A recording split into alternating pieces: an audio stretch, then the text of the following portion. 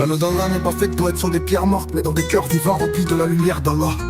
Le formateur, celui qui façonne ces créatures de différentes formes. Aujourd'hui sont-elles des ânes qui portent des livres? Qu'attendez-vous pour déferler sur la porte des palais, tels des cavaliers à l'assaut? Qu'attendez-vous pour être des hommes d'action? Mais où sont passés la fierté, l'honneur, le courage? Qu'attendez-vous pour réparer votre maison? Révérez Allah, même si vous êtes dans la minorité, en vous qui possédez l'intelligence afin que vous puissiez réussir. Et Allah est avec ceux qui ont la foi.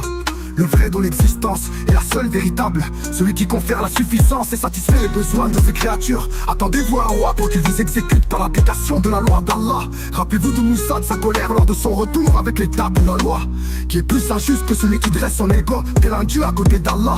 Alors ôtez la poudre de votre œil avant de vouloir ôter la paille dans l'œil de votre prochain. Mais voilà un enseignement qu'aurait prêché Issa. Chaque être humain doit changer le monde en bien. Alors ce que vous savez avec la tête, faites-le descendre dans votre cœur et vos actes. Qu'Allah nous accorde le premier pas et qu'il écarte les suivants des hypocrites. Ô musulmans de tout courant, unissez-vous pour former un seul bloc solide, et votre nation sera appelée Had. La succession entière appartient à Allah. Aux générations passées leurs péchés, à nous les nôtres. La noblesse provient-elle du sang ou provient-elle du comportement?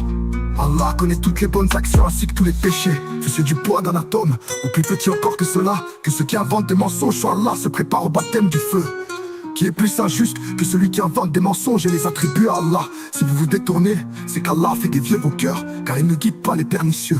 Qui en dehors des pernicieux désespèrent du paradis. Oh vous les maçons du chaos, vous ne faites qu'aggraver le châtiment qui vous est réservé. À travers les porteurs de la foi en Allah, vous combattez Allah le Tout-Puissant. Ô adorateurs d'Allah seul, sachez que rien ne peut réduire Allah à l'impuissance.